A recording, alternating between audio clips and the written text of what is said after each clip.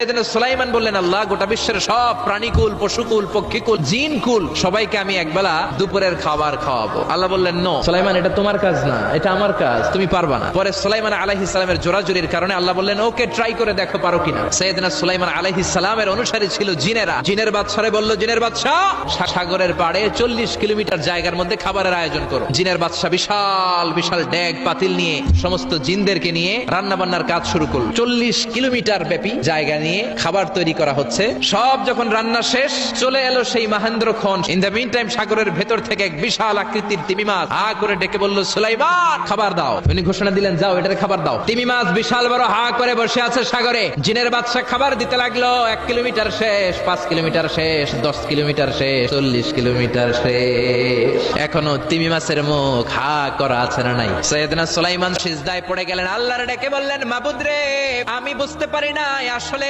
রিজিক দেওয়ার মালিক আমরা না, গোটা বিশ্বের সবাইকে খাওয়ানোর ক্ষমতা আমার নাই, রিজিকের মালিক একজন, তিনি কে? আজারি সাহেবের বক্তব্যটাতে শুনলেন যে সুলাইমান নবী তামাম সৃষ্টি সবাইকে একদিন দাওয়াত করে খাওয়াবে, কিন্তু আল্লাহর ইশারায় একটা পাতাও হিলে না। কিন্তু লাস্ট পর্যন্ত দেখলেন যে সেটা কি হলো আজারি সাহেবের মুখে। যদি ভালো লাগে লাইক কমেন্ট শেয়ার করবেন এবং পাশে থাকবেন।